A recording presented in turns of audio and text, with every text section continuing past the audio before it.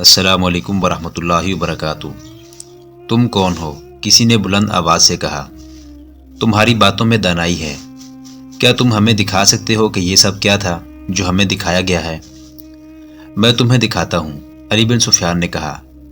खैमे में से एक बर्तन उठा लाया जिसमें तेल की किस्म का आतिशगीर सयाल था।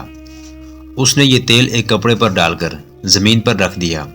उस पर पानी डाला। मशल उठाकर उसका शोला कपड़े के करीब किया तो कपड़ा भड़क कर शोला बन गया। उसने सबको बताया कि जिस कपड़े पर पानी डालकर उमर दरवेश आग लगाता था वो भी इसी तेल से भीगा हुआ होता था। अब मैं तुम्हें वो आदमी दिखाता हूँ जो उसके साथी थे, अली बिन सुफियान ने कहा। उसने किसी को आवाज़ देकर कहा, उन्हें सामने ले आओ।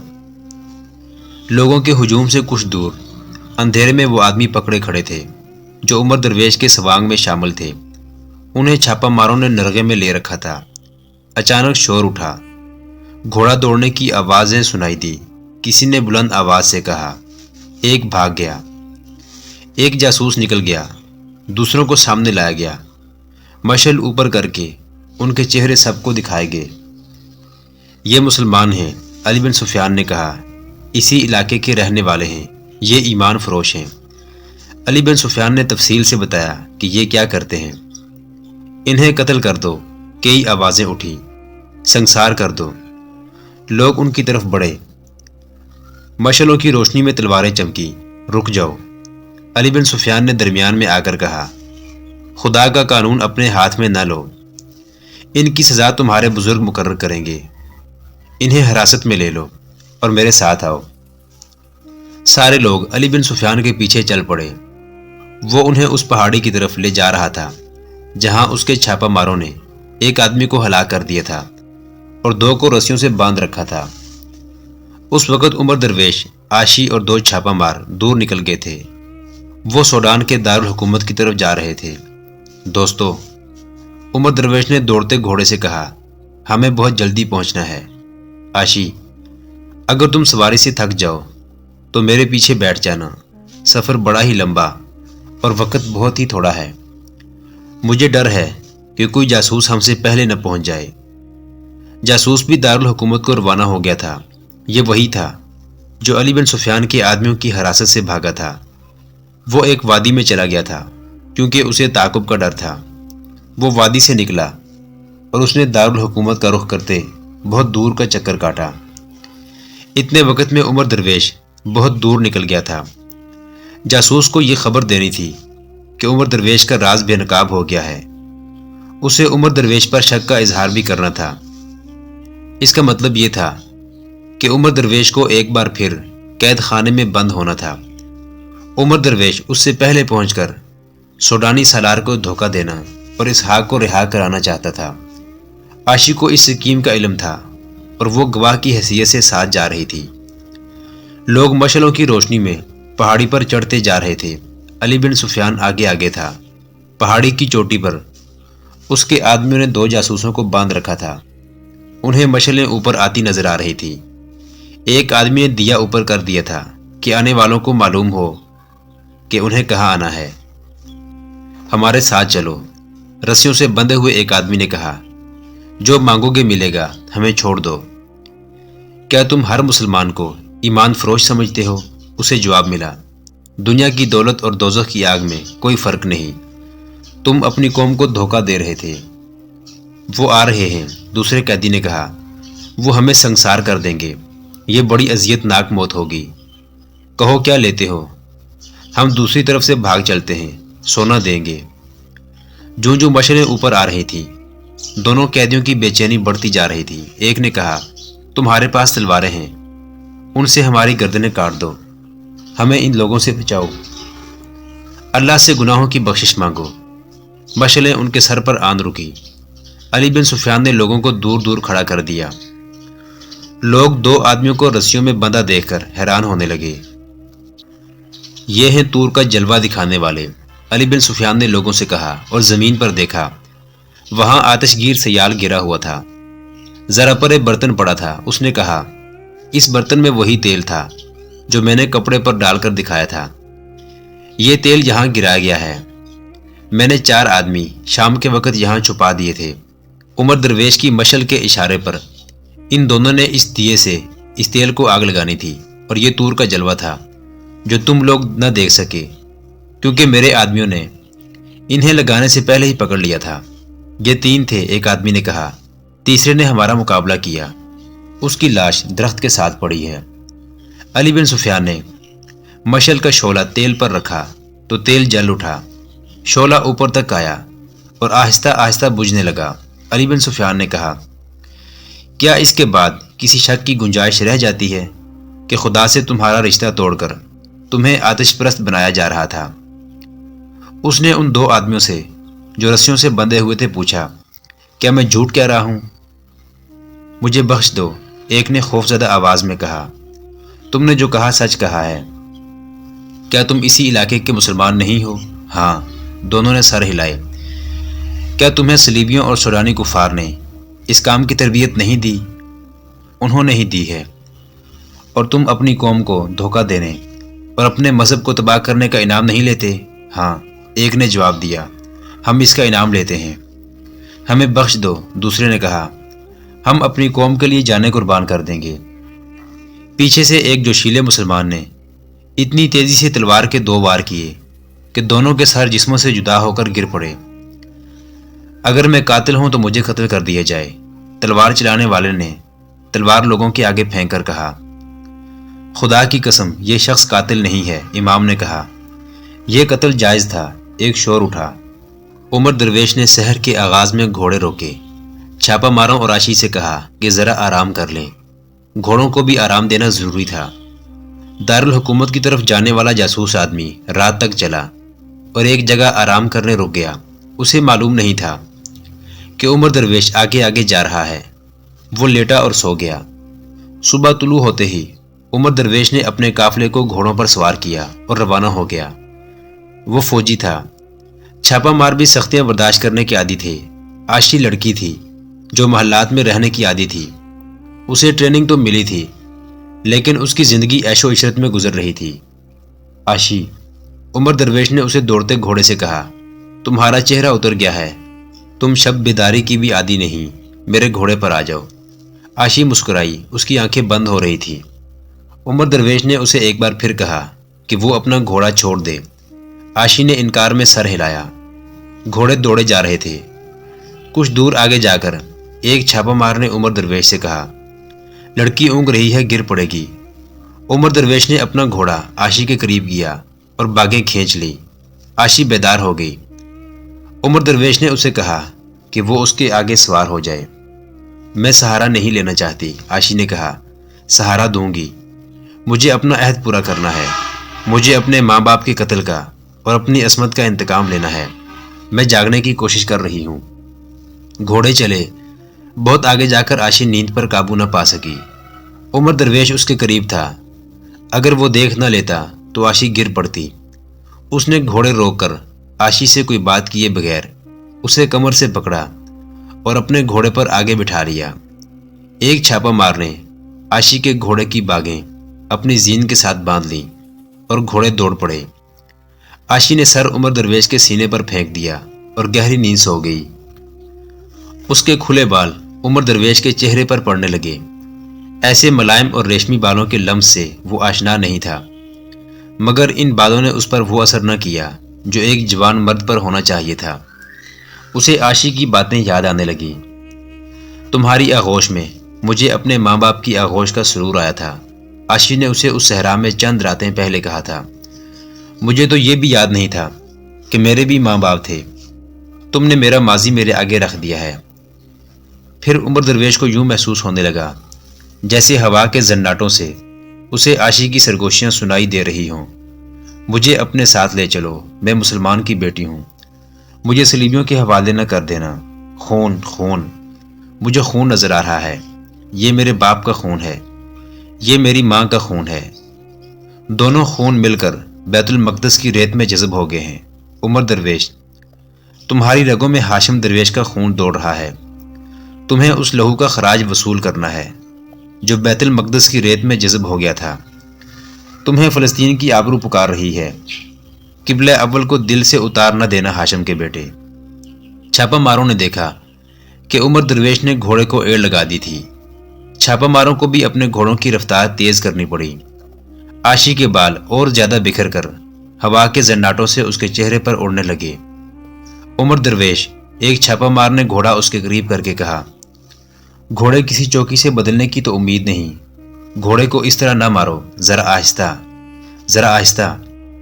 عمر درویش نے چھاپا مار کی طرف دیکھا اور مسکرا دیا۔ اس نے گھوڑے کی رفتار ذرا کم کر دی اور بولا، خدائے ذوالجلال ہمارے ساتھ ہے، گھوڑے تھکیں گے نہیں۔ اس کی آواز سے عاشی کی آنکھ کھل گئی۔ اس نے گھبرا کر پوچھا، میں کتنی دیر سوئی رہی، میرا گھوڑا کہاں ہے؟ تم تو سو گئی تھی، عمر درویش نے کہا، لیکن میرے ایمان کی جو رگ سوئی ہوئی تھی وہ جاگ اٹھی ہے۔ اٹھو، اپنے گھوڑے پر سوار ہو جاؤ، ہم شام تک منزل پر پہنچ جائیں گے۔ علی بن سفیان اسی گاؤں میں چلا گیا تھا جسے مسلمانوں نے اپنی زمین دوز سرگرمیوں کا مرکز بنا رکھا تھا۔ اس نے اپنے چھاپا ماروں اور جاسوسوں کے سپرد یہ کام کیا کہ تمام علاقے میں پھیل کر عمر درویش کی شعبدہ بازیوں کی حقیقت بتا دیں۔ اس نے وہاں کے لیڈروں کو بتایا کہ وہ لوگوں کو تیار کر لیں۔ یہ علاقہ بہرحال سوڈان کا تھا، جہاں مسلمانوں کو منمانی کرنے کی اجازت نہیں تھی۔ سوڈانی فوج حملہ کرنے کا حق رکھتی تھی۔ مسلمانوں نے اپنے علاقے میں اپنا قانون رائج کر رکھا تھا۔ انہوں نے جن جاسوسوں کو گرفتار کیا تھا انہیں اپنے بنائے ہوئے قید خانے میں ڈال دیا تھا۔ انہیں سزا دینی تھی جو سوڈانی قانون کے مطابق جرم تھا۔ ان مجرموں نے جو کچھ کیا سوڈانی حکومت کی بہتری کے لیے کیا تھا۔ علی بن سفیان نے خطرہ مول لیا تھا۔ اس نے چھاپا ماروں کی 2 پارٹیاں تیار کر لیں۔ قید خانے میں اسحاق کو ایک اچھے کمرے میں رکھا گیا تھا۔ اسے نہایت اچھا کھانا باعزت طریقے سے دیا جاتا تھا۔ وہ اچھی طرح سمجھتا تھا کہ اس کے ساتھ اچھا سلوک کیوں ہو رہا ہے۔ عمر درویش اسے اپنی پوری سکیم بتا کر گیا تھا۔ اسحاق تنہائی میں بیٹھا اسی کے متعلق سوچتا رہتا تھا۔ اسے 2 خطرے نظر آ رہے تھے۔ ایک یہ کہ عمر درویش نے قید خانے کی اذیتوں سے تنگ آ کر سوڈانیوں کے ہاتھوں میں کھیلنا شروع کر دیا ہوگا۔ دوسرا خطرہ یہ کہ عمر درویش کہیں اپنے ہی منصوبے کی نظر نہ ہو گیا ہو۔ اسحاق اپنے فرار کے متعلق بھی سوچتا رہتا تھا، لیکن اسے کوئی صورت نظر نہیں آتی تھی۔ سوڈانیوں کے لیے وہ قیمتی قیدی تھا جس پر انہوں نے اضافی پہرے لگا رکھے تھے۔ جب سے عمر درویش اس سے الگ ہوا تھا اسے کسی نے نہیں کہا تھا کہ وہ اپنی قوم کو سوڈان کا وفادار بنائے۔ سوڈانی سالار جو اس کے پیچھے پڑا رہتا تھا اس کے سامنے بھی نہیں آیا تھا۔ سورج غروب ہو چکا تھا۔ 4 گھوڑے سوڈان کے دارالحکومت میں داخل ہوئے اور سیدھے فوج کے مرکز کے سامنے جا رکے۔ عمر درویش کو معلوم تھا کہ اسے کہاں جانا اور کسے ملنا ہے۔ اسے ذہنی تخریب کاری کی تربیت یہیں سے ملی تھی۔ اس نے محافظ دستے کے کمانڈر کو اس سوڈانی سالار کا نام بتایا جس نے اسے اس کام کے لیے تیار کیا تھا۔ اسے فوراً سالار کے گھر پہنچا دیا گیا۔ ناکام لوٹے ہو یا کوئی اچھی خبر لائے ہو؟ سوڈانی سالار نے اسے دیکھتے ہی کہا۔ اچھی خبر اس سے سنیں۔ عمر درویش نے عاشی کی طرف اشارہ کر کے کہا، آپ مجھ پر شاید اعتبار نہ کریں۔ عاشی تھکن سے چور پلنگ پر گر پڑی۔ وہ مسکرا رہی تھی۔ اس نے عمر درویش سے کہا، انہیں ساری بات خود ہی بتاؤ اور ذرا جلدی کرو، ہمارے پاس اتنا وقت نہیں ہے۔ ہماری مہم اتنی جلدی کامیاب ہوئی ہے جس کی مجھے بالکل امید نہیں تھی، عمر درویش نے کہا اور پوری تفصیل سے سنایا کہ اس نے کس طرح پانی کو آگ لگائی اور طور کے جلوے دکھائے ہیں۔ اس کے بولنے کا جو انداز تھا اس نے مجھے تو حیران ہی کر دیا تھا۔ عاشی نے عمر درویش کے متعلق کہا، لوگ اس کے شعبدوں سے اتنے متاثر نہیں ہوئے جتنے اس کی زبان سے۔ کیا آپ کو ابھی تک کوئی بتانے نہیں آیا کہ وہاں ہم نے کس حد تک کامیابی حاصل کر لی ہے؟ عمر درویش نے پوچھا۔ کوئی بھی نہیں آیا، سوڈانی سالار نے کہا۔ میں تم دونوں کے متعلق پریشان تھا۔ عمر درویش کو یہ سن کر اطمینان ہوا کہ یہاں ابھی تک کوئی جاسوس نہیں پہنچا۔ جاسوس جو مسلمانوں کی حراست سے فرار ہو کر آ رہا تھا ابھی دور تھا۔ اس کی رفتار وہ نہیں تھی جو عمر درویش کی تھی۔ اس رفتار سے اسے صبح کے وقت پہنچنا تھا۔ عمر درویش کا دھوکہ اسی جاسوس کی غیر حاضری میں ہی چل سکتا تھا۔ اس کے پہنچتے ہی، اصل صورتحال کو بے نقاب ہوتے ہی، عمر درویش کو قید خانے میں بند ہونا تھا۔ اب مجھے اسحاق کی ضرورت ہے، عمر درویش نے کہا۔ میں آدھے سے زیادہ مسلمانوں کے ذہن صاف کر چکا ہوں۔ میں نے انہیں اس پر آمادہ کر لیا ہے کہ وہ سوڈان کے وفادار ہو جائیں۔ میں نے صلاح الدین ایوبی کے خلاف نفرت اور دشمنی پیدا کر دی ہے۔ میں نے ثابت کر دیا ہے کہ صلاح الدین ایوبی فرعونوں کا جانشین ہے۔ اب مسلمانوں کو اپنا کوئی قائد کہہ دے کہ ہمیں سوڈان کا وفادار ہونا چاہیے، اس علاقے کی تمام تر آبادی آپ کی ہوگی۔ میں نے وہاں معلوم کیا ہے اور میں خود بھی جانتا ہوں کہ یہ قائد اسحاق کے سوا اور کوئی نہیں ہو سکتا۔ اسے وہاں کے مسلمان پیر اور پیغمبر مانتے ہیں، مگر اسحاق سے منوائے کون؟ سوڈانی سالار نے کہا۔